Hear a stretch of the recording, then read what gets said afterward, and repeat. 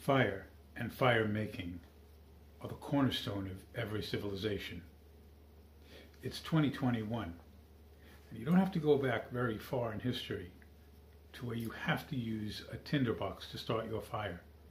200 years ago was more than sufficient. You're still 5 years away from the invention of the friction match. We're going to have a look at two tinderboxes today. The first one is an accurate replica of an 18th century household tinderbox. The second one, my field one that I use in camping, which is closely based on the 18th century design, though there are some differences. Let's have a look.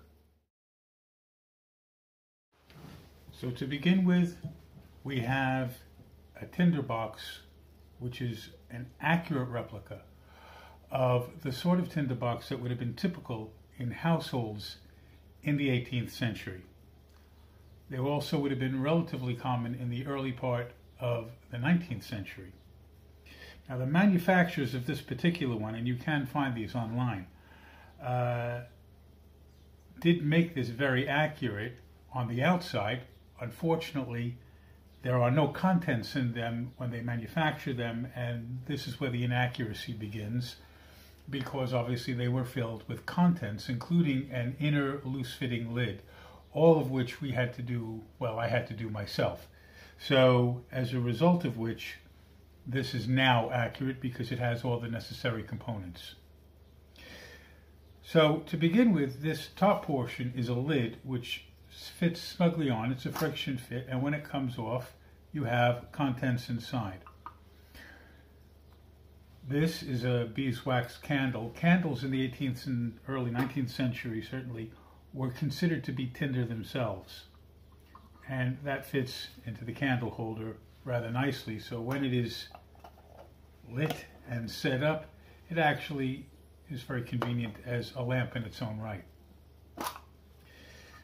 There are also pieces of flint contained inside with some sharp edges which are necessary, as well as a steel.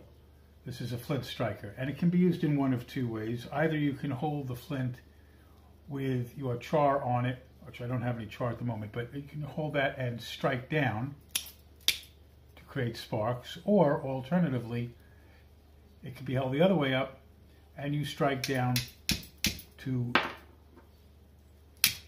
throw sparks.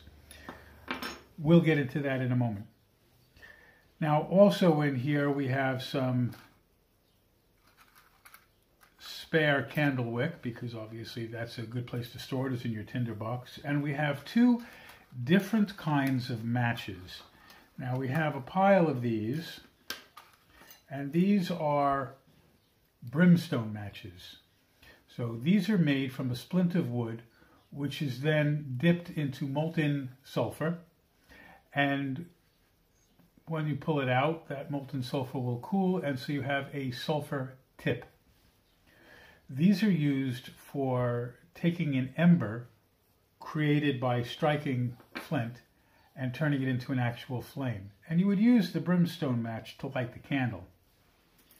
This other type of match, which is made from jute, which is impregnated with beeswax just by soaking, and has a brass tube which the wick can pull. Well, you can take it out, you can put it in, and you'll notice there's a burnt end. Now, there are a lot of people who use this kind of match. This is a wick match, and in the modern era, a lot of people will take the tip, fluff it up, and use a ferrocerium rod to throw a spark in there to ignite it. Now, the kind of spark this will produce, proper flint and steel, will not like that. Also, a lot of the modern ones are using, instead of beeswax like this one has, are using paraffin wax because it's easier to break up the fibers in the jute to catch a spark. The problem is this is not historically accurate. Matches like this were certainly around as early as the 16th century, and they're just intended to be lit with the candle. And you use it to carry your flame to light other candles or your fire in your fireplace or what have you. And when you're ready to extinguish it, you simply draw it inside the tube, or if you want a larger flame, you push more out. What you have to remember about this kind of match, however, is it was never intended to be fluffed up on the end and catch a spark from a ferricium rod, because the ferricium rod is a 20th century invention and never existed at this point in history. So, we also have this inner lid. Now, this didn't come with one, but I made this from the lid of a coffee can and a little bit of sheet metal riveted together to create the inner lid. And in the bottom, I don't know if you can see it, but let's pull a little bit out. We have a layer of many pieces of char cloth. And so we have a char cloth base inside of the bottom of our tinderbox. And the reason is so that we can actually throw a spark in a downward direction into the tinderbox, and that spark will then be caught by the char cloth, and then we use one of our matches, like so. And there we go. So now we have a spark, and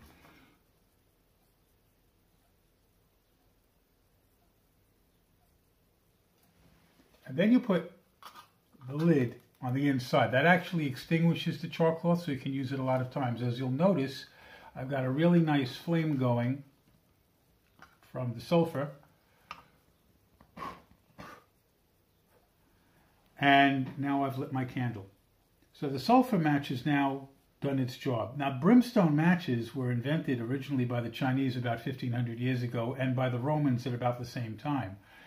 So they've been around for a very, very long time.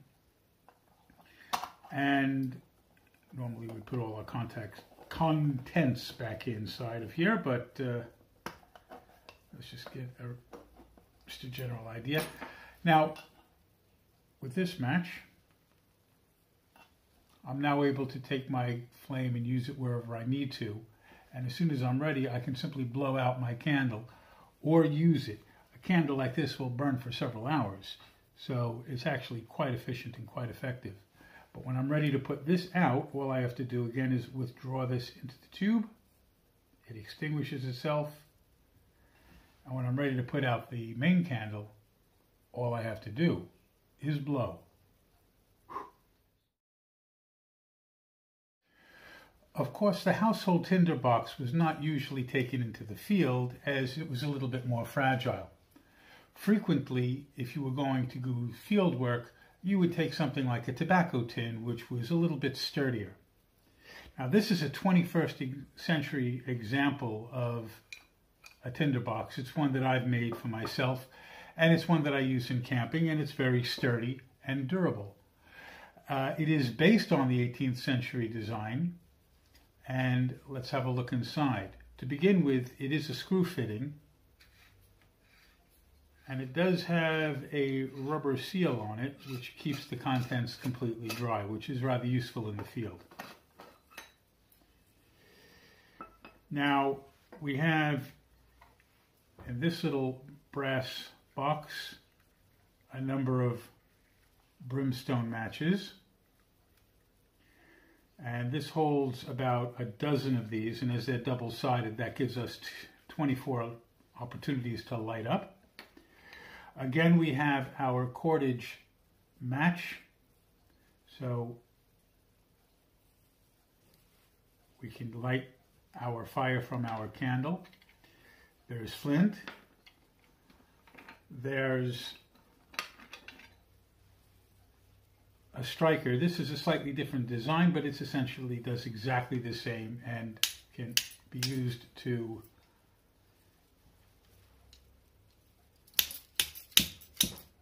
throw some rather nice sparks. In addition, I have in this one, there's a little pencil sharpener, which I use sometimes in the field with a twig or what have you to actually get some very fine tinder. And I've got some waxed jute cordage, which is in orange. and contained the inner lid here, you'll notice, has a small stump of candle. In this case, it happens to be a paraffin candle, and it fits into this little holder like so. And again, I have in the base a nice thick little pile of char cloth.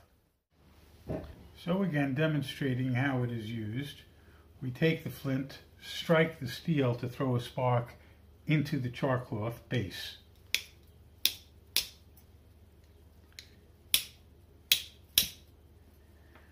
Once we have a spark turned into an ember, we use the brimstone to light it.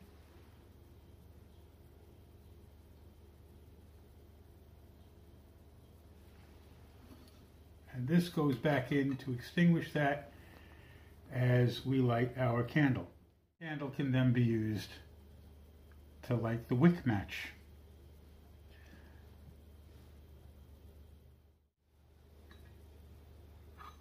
And of course, like its predecessor, the built-in candle holder is quite useful. So here we have our two examples, one a close replication of the 18th century, one a slight modernization, but still essentially the same concept. If you went back in time 200 years and handed this tinderbox to pretty much anyone, nothing inside of it would have been a mystery aside from the rubber seal and the pencil sharpener. Everything else would have been relatively familiar. The reason for using something so old-fashioned, well, it's kind of nice to get back in touch to more primitive skills, I think. 18th century technology, 21st century variation on the theme. It's not too late to be able to use these things. In later videos, we'll look at how to make the brimstone matches and perhaps the candles and a few other things besides. But for now, I hope you've enjoyed the presentation. Thank you very much.